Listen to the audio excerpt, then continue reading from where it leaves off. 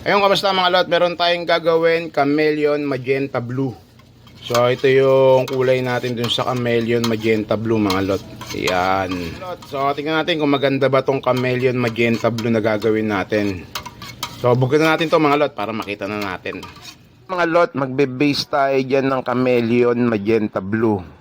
So yung unang base natin dyan, jet black. So bakit ba jet black? Para pag binase natin yung chameleon, mas maganda yung kalalabasan niya pag nailapat na yung chameleon.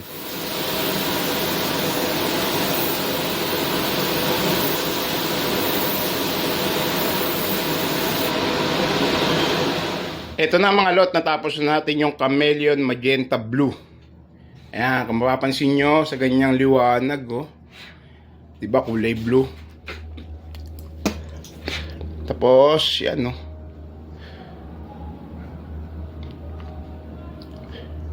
Ganyan yung kulay niyan, di ba?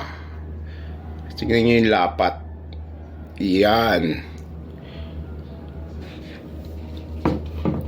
Check niya mabuti, kulay blue, di ba? Ngayon bubuksan natin yung spotlight mga lot. So ito na siya mga lot. Ayan na. Malabas na yung magenta diyan, ayan, no. Di ba? Solid ng kulay nito mga lot. Ayun. Yan, oh. Yun, so ito na yung finished product ng chameleon magenta blue natin, no. Ayan.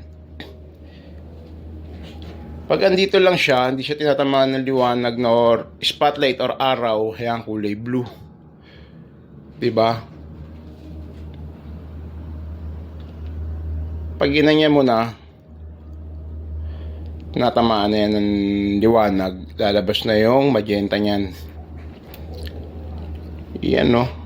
Solid ng kulay nito mga lot. Yun, so mga lot, may-ari pala nito yung tatay niya, dating pintor ni Wes. So kung may nakakilala kay Wes, no, taga Malabon. So ayun yung idol kong pintor. Siya lang yung nag-iisang idol kong pintor dito sa Pilipinas, si Wes. Kasi napakahusay bumuga nun. Yan. So, mache-check natin to mamaya pagkakabit nito. Tapos, syempre yung nagtrabaho doon kay Mang Wes Paint, no? Ayan, ano natin sa kanya yung gawa natin kung quality ba. Ayan, no? Ulitin ko yun, si Wes Paint lang yung naging idol kong pintor. Isa lang. Wes Paint lang. Wala nang iba. Yun, so kabitin natin to mga lot. O ito na mga lot, nakasalpak na yung ng chameleon magenta blue. Ayan, kaso nga lang wala si tatay, no, yung kasamang pintor ni Wes. So yung anak na lang, pero nakita naman to ni Airpat. Itong nagawa ko nung natapos na.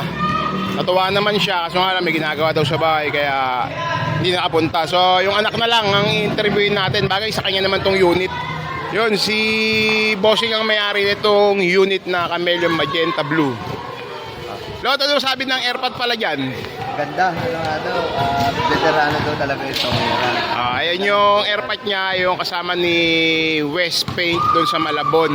Ayan, yung sinabi ko sa inyo sa unang video ko na nag-iisang idol kong pintor sa buong Pilipinas, si Wes Paint. Bagay actually sa buong mundo, si Wes Paint lang ang naging idol kong pintor talaga. Tropa ng father ko yun. Tropa ng kasamaan ng tatay niya. Kaya nung nakita ng Airpod niya yung finished product natin, natuwa din. Kaso nga lang, nagpipintura kasi ako kaya hindi ko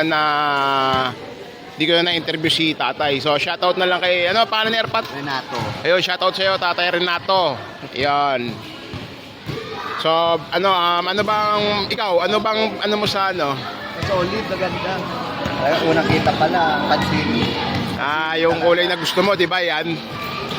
Nag-send lang ako sa'yo ng video na gayahin. Maganda pa pala. So, ayun na, syempre, gumawa niya, no?